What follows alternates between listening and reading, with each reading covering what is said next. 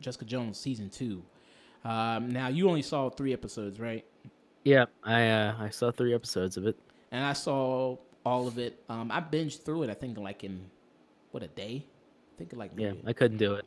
a day. Now, why couldn't you get through 3 episodes? I got bored. Okay, you got really bored. Um, Like I I'm sure I from what I've heard, it finally hits its stride on the last 3 episodes. mhm. But if I can sit through Iron Fist and enjoy myself, Uh huh. why am I just shaking my head watching Jessica Jones in the first 2 or 3 episodes going, haven't we been through this already? What do you mean? We How? had What do you mean? like her character, like, no, I want you to go. You go first and I'll talk about my problems with it later. I want you to hear your review first. I don't care Okay. if you spoil, by the way. I don't care. Okay. So this would be a spoiler of season 2 of Jessica Jones. So in this season, Jessica Jones is primarily she's investigating the experiments that were done on her to make her, that gave her powers. And the company that she's investigating is IGH, and that's the big theme of this season. Like her going after IGH, her investigating this, and as well as this also seems to be someone who also has gone through the same experiments she did, and has also become, has similar powers that she has, that's going around murdering people, and she has to kind of figure that out. And like you said, to your point, I think it does start off pretty slow, and then I think for the most part of this season, it feels kind of pointless. It feels like this is something that could have been wrapped up, especially much shorter than 13 episodes. I think it could have been wrapped up in 8, 7 episodes. I think it's another one of those Netflix series. People keep telling them, cut it down. You don't need 13 episodes. This season, you didn't need 13 episodes. You could have wrapped this whole storyline Daredevil up. got away with it. Daredevil got away with its long runtime because there were multiple facets of what was going on, Mm-hmm. and it all had a goal going to an end. Yeah. So when it came to a point, all those 13 episodes had a point, and they mattered. Right. But after that, you and I and 90s, we have openly said we don't need that. Yeah. You don't need I 13 was so episodes. happy when they cut like the episodes down for the Defenders. I'm like, okay, 8 episodes, cool. We I can. see. That's manageable. With the Defenders, I think they should have got more episodes in order to flesh Sure, out some more, because that it's a was a bit. bad example. I meant more like Iron Fist or the Luke Cage. Right. You could have shortened that by 2 or 3 episodes. Yeah. And this season, I thought you really could have did that as well, Yeah, because the whole investigation into IGH really doesn't go anywhere really particular. Like she figures out, okay, it's the scientist that's doing it. So it's like, is it just this one guy that did this whole company of IGH, and he's the one that was just doing everything and financing everything? Like it was no other person behind it. It was just this one guy, this one scientist. Also, the series, I think this might anger some people, and this might some people might like it. I fall kind of somewhere in the middle on it. The series lacks an antagonist. Like coming off season 1, where a lot of people raved about David Tennant's Kilgrave. Some people even say he's their favorite MCU villain, counting the what kept me going through the first season. counting the TV shows and the movies. He's their favorite villain. Like David Tennant really did incredibly well with that. Oh, he was phenomenal. Yeah, and this series doesn't really have that antagonist level. And on one hand, I kind of like it because superhero shows, you don't always need to have an ending where characters punch No, each other, or kill each other or something like that. Like you could have different types of antagonists that do different types of things to the characters. I like how it started. You liked how season 2 started? Two started. Yeah, I liked how she was kind of reeling from the decision she made. Yeah. I like that that was still bothering her. It's when they started getting into her and her reluctance that I just got to a point where, especially when episode 2 was rolling around, I'm like, I was parroting Dave Chappelle at certain points when I was watching it, going like, "Wrap it up, B. Wrap it up. Come on. Yeah, Let's get started, man. Like you're taking 20 minutes to do something that takes you 5 minutes in the actual show. yeah. Stop acting reluctant when we know you're going to do it anyways. Well, you say she's acting reluctant. What do you mean with what more? Like everything that has to do with her past. I know she's not good at bearing it. We got that on season one. Mm, We understood that. In Defenders, we got that. She's reluctant. She doesn't want to be a hero. right. Um, I've seen 2 seasons collectively, 2 seasons now, where you're reluctant. I get that, and I understand that you're still reluctant and reeling from the decision you made. And I'm not a monster. I'm not that kind of a person. The Mm, idea of, oh, there's somebody like me killing people, and that could lead back to me. That's interesting, right. especially when it does with IGB. I was hoping that would be the focal point of this monster, but the first 2 episodes is just like, oh god, it's just so boring. Also, they introduced a character early on in the very beginning of the season that had an interesting ending in season one. They're like, oh, how are they going to bring them back? How are they going to utilize them? And they're just, he just, they just show up, and then immediately as they show up, they get killed off, and that's it. Yeah. And Um. the next episode, they are literally thrown out of the story and the universe. Yeah. I mean, and you're talking about who you're talking about is Will Simpson. Yeah, Um. what a fucking waste. Who in the comics he's Nuke.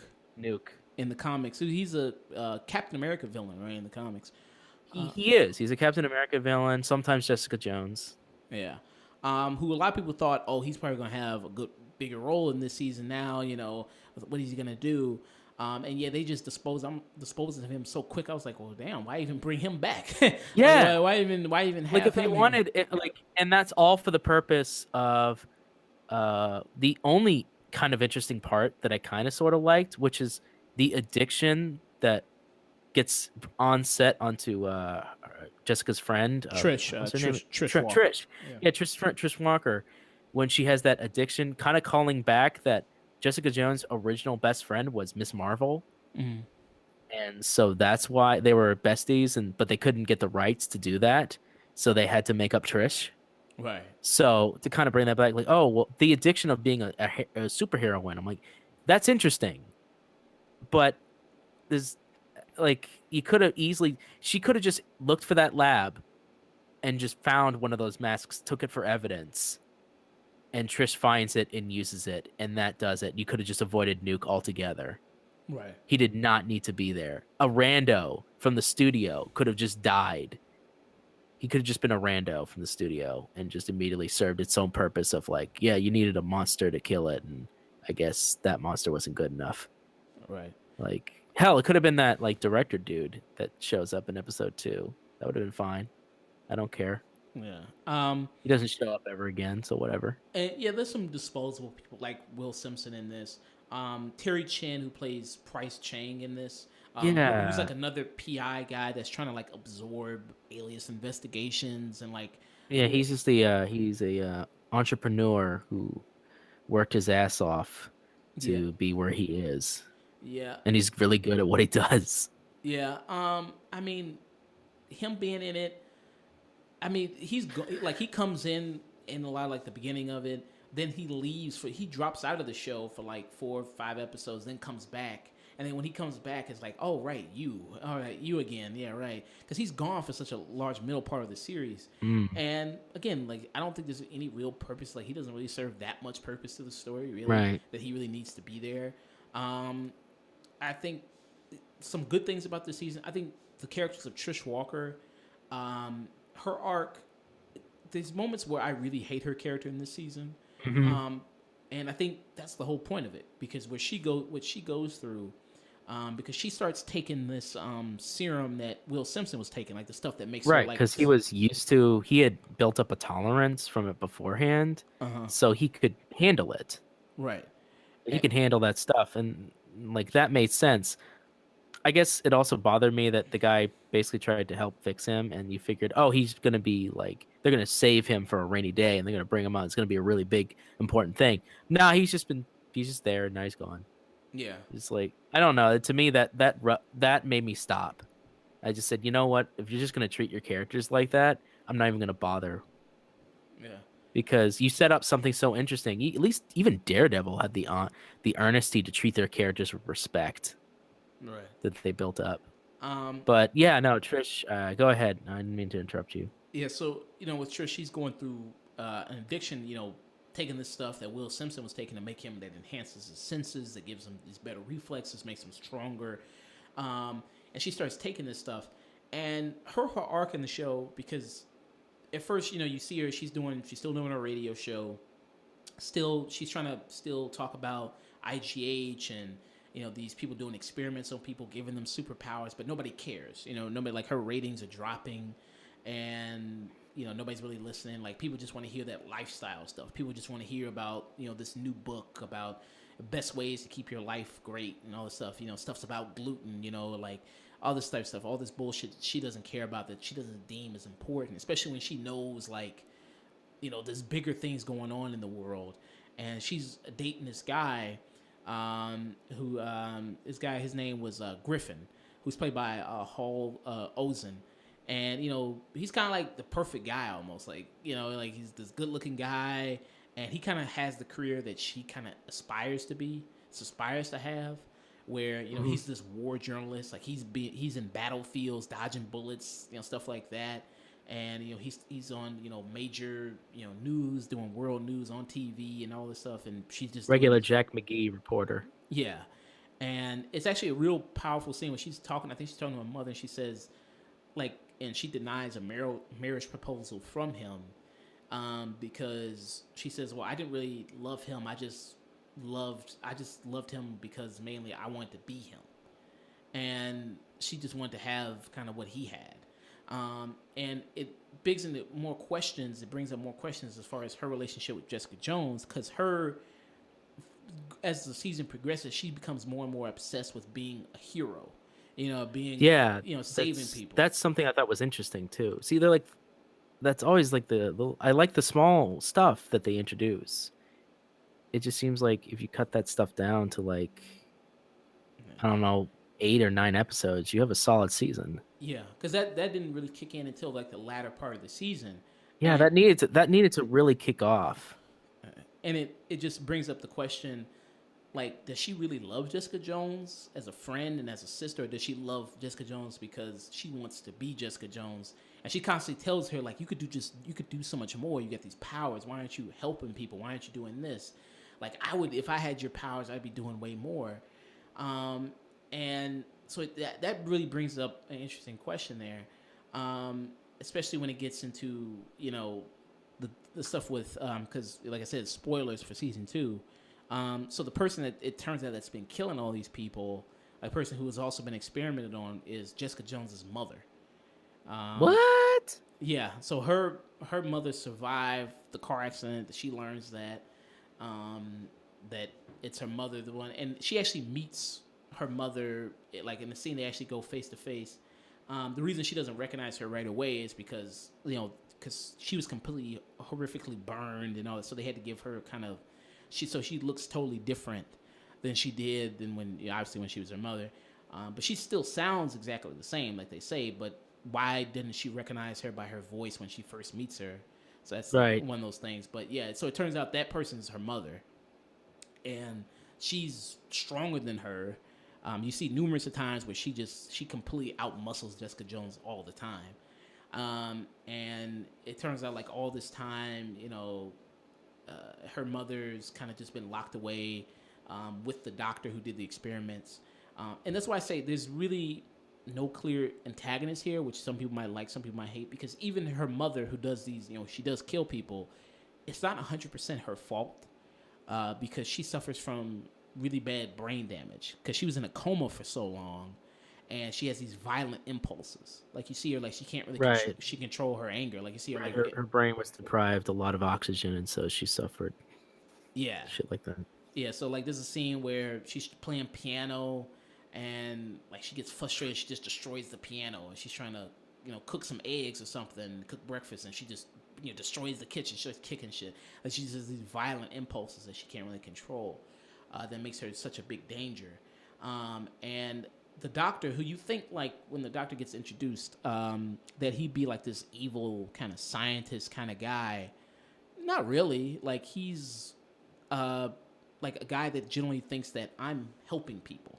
Like my experiments, like if it wasn't for him, yeah, like Jessica Jones' mother, she'd be dead if it wasn't for him. Right, including Jessica, including all the other people he did. They all be dead. Yeah, like there's one scene where she's talking to one of the people that he helped, and he's like, "Hey, like here's a picture of my son, and he had this degenerative disease that the doctors only gave him till he was like 5 years old. He'd be dead, but because of the doctor's experiments, it saved his life." And the doctor's name is Carl Moles, who's played by Keith Rennie, Cullum Keith Rennie, and he's like, so he's not really so much like a guy you just automatically really hate or really have that much vitriol for, because Right. he's somebody that you can kind of see where he's coming from, because I don't think he's doing it because he's like, oh, let me just experiment with these people to just test No, my there seemed like skills. there's actual purpose. Yeah, like I'm doing things that they are really kind of helping people. They're saving lives. Like if it wasn't for me, these people would be dead. It's just that the effects that come off afterwards. Yeah. But the boy who he experimented on, when he got older, it didn't seem like that boy had any powers and anything like that. That like the son of the guy didn't seem like he had any powers. So I thought that was kind of good in a way. Like there's not just that clear cut villain. That there's some morally gray areas there, and I think moving away from there, I'm gonna talk about some other like the other secondary characters in this. Jerry Hogarth, I think she had a good arc in this. I don't know if you got. That's what I like. I don't know if you got to the part where they told her that she had cancer. Oh yeah, no.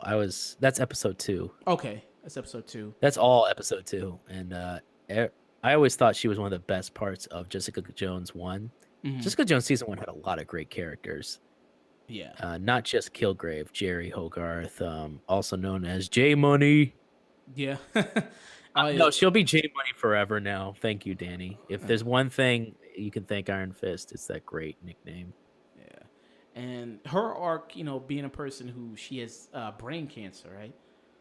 Yeah. Yeah, so that's, so she knows that she has just a short, limited of time to do things, and how, she's just trying to basically, live as much life as she can and do all this reckless type stuff. And something happens with her character where she kind of gets scammed by these two people. And it's really kind of heartbreaking. There's a scene where she realizes like she's been scammed and all her stuff is just gone. Like they stole all her stuff, and she's just on the ground crying, because one of the people she takes in one of the people that was a nurse at the IGH facility that actually helped with Jessica Jones' mother's care and everything like that. And then she takes it. Jessica Jones asks her to take her in and things like that. And she starts telling her a story about this guy who was also part of the experiments, but like that turns out to be a lie, that he can actually heal people, and he pretends to heal her. And she thinks like, well, I'm all better now. And she starts being all zen and like, well, I want to do more to give back to the people, only to find that Jessica Jones finds out like, yeah, that's bullshit. And she has to tell Jerry that. And I mean, that was a really, I think, gut-wrenching scene. Like Carrie-Anne Moss can really deliver. I think she's Oh really yeah, good. she's fantastic. She's really good. Her introduction scene alone, where she's giving that speech, Yeah. and then on a dime sits down and can just sniff out a problem immediately. It was so. I've met people like that, Mhm. where they're just so good at what they do. You kind of are enraptured by them, and you can understand how she got to where she was. You're just like, there's no doubt in my mind you would be president of something or head of something. Yeah. So, I mean, I thought Karen Moss, she still delivered from like season 1, from into season 2. She was one of my best things about Iron Fist. I thought everybody that was kind of just bad in that show, I thought. What? She wasn't bad in this show. No, I'm saying out of everybody that was bad in that show, Carrie-Anne Moss and Rosario Dawson, they did. Oh really, yeah, no, they were They they were well. heads Yeah. above. Yeah, they did really well. And then Malcolm, who I think I really liked his arc. this season. Yeah, no, that also intrigued me. Everything with Malcolm intrigued me. Speaking of which, I know this is a little crass, but that girl he was with on episode 2, Hmm. you just got to see her backside. I was just like, who the hell is this girl? Yeah. Do you get to see her again in the rest of the series? No, that gets brought up in the show of how he's kind of replacing one addiction with another.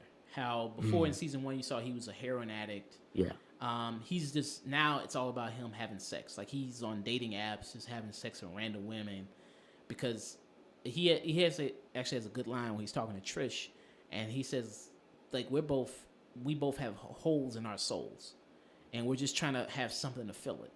And with him, it's sex and in this season he's partnered with Jessica Jones, and like I think you saw that at the end of season 1 where he starts taking her calls and setting up right, right. meetings. I really like that. He also said to Trish, where she's like, "How'd you learn how to fix the office?" And he's just like, "Oh, my parents, they're good people, and they work at build the shelters and stuff, and so I learned how to do this stuff." And Yeah, she's like, "I don't mean to bother you." He's like, "No, no, I need to do something. That's just how it works. yeah. He says, yeah, Like, if you don't give me something to do, the addiction is going to come back. So I need to be active." yeah. And he's trying to pick up skills from Jessica Jones. Like anytime she says something, he tries to write Right, it down, and he says, "Don't write that down. Like don't right. do Yeah, that." he's the philosophy of idle hands make the devil's workshop. Yeah, so I really liked what he was going through this season. And him and Trish even kind of get Mhm. together. And that's just because they're both addicts, and that's kind of never good. Like they're both looking to fill Right, some place, like some part of them.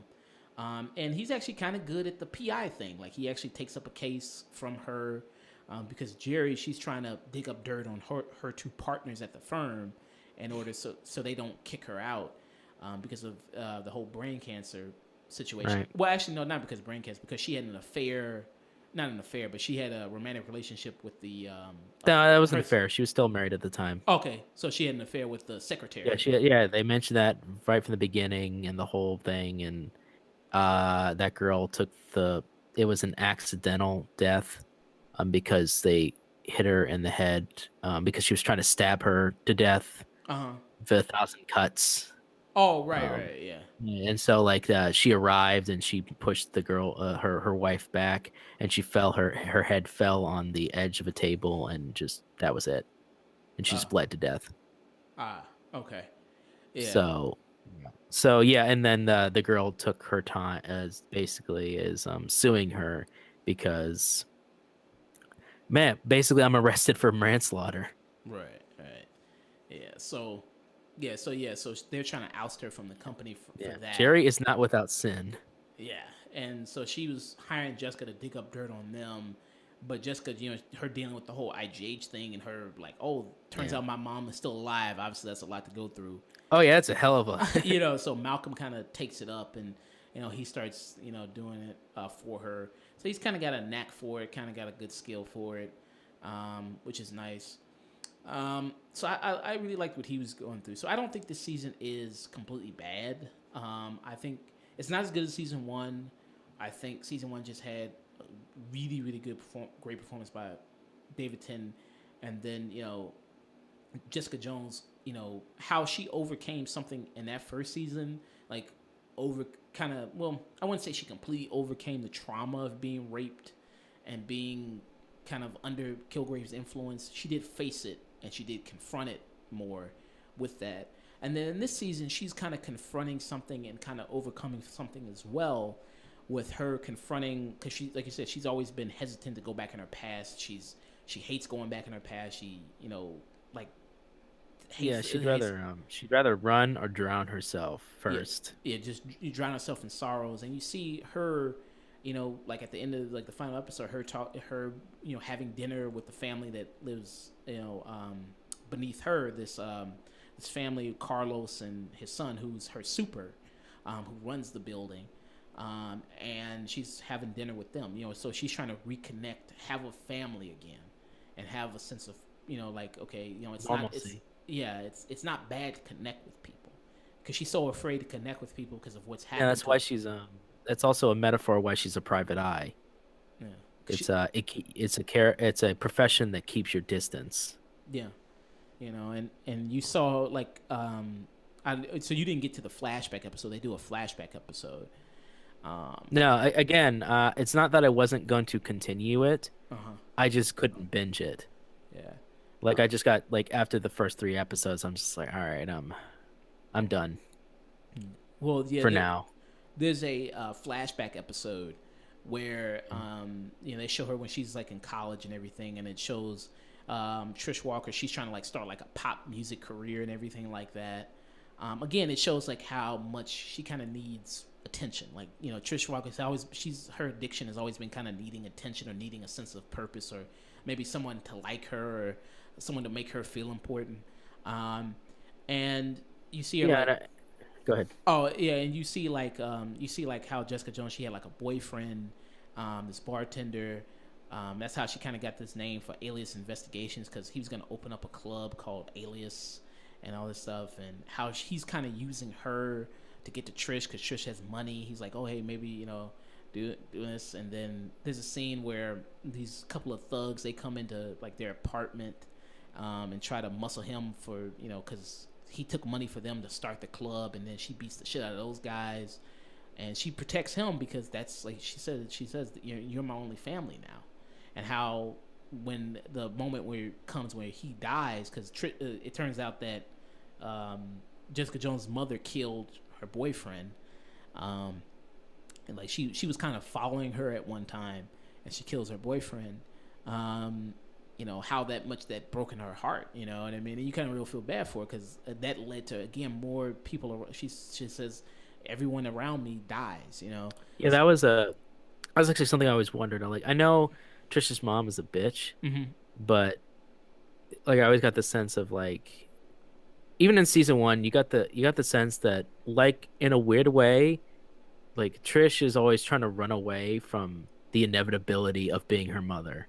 Yeah. But in the end, it's kind of, especially in 2, when I was starting to see it, it's like, oh, they're gonna go that route where she's just no better.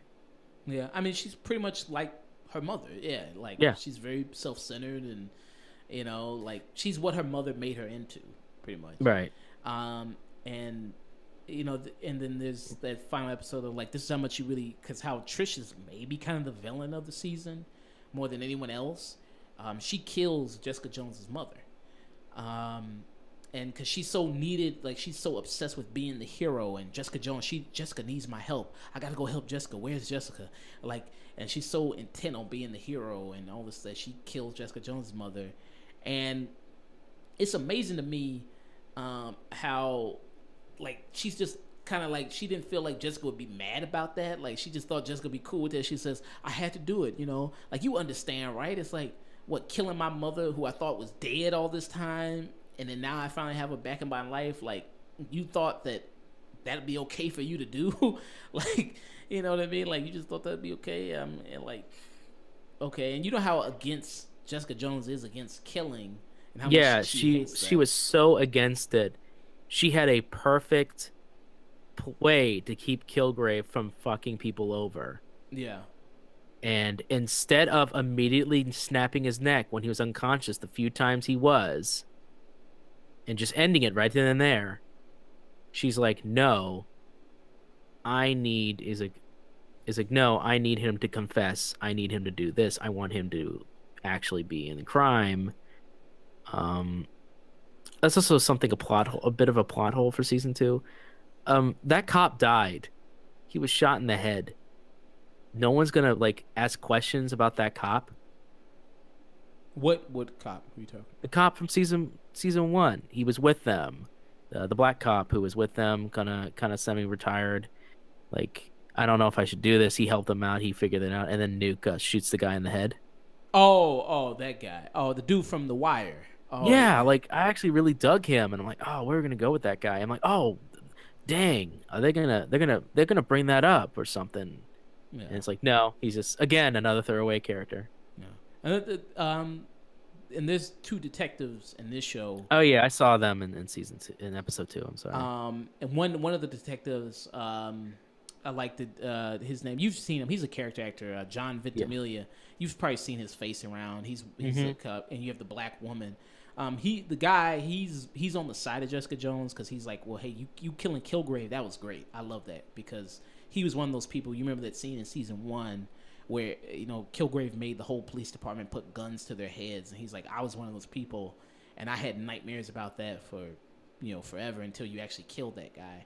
And then the woman, she's one of those people that I guess hates people with powers and. So it's like, you people, you know what I mean? Like, you people always like to team up and work together, you people with Which power. is kind of ironic.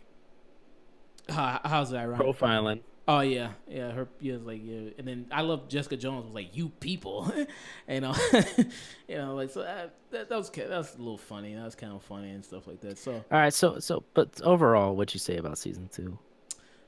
I think not as good as season 1, still decent. Yeah. If I had to rank the seasons, I think this is still better than Iron Fist.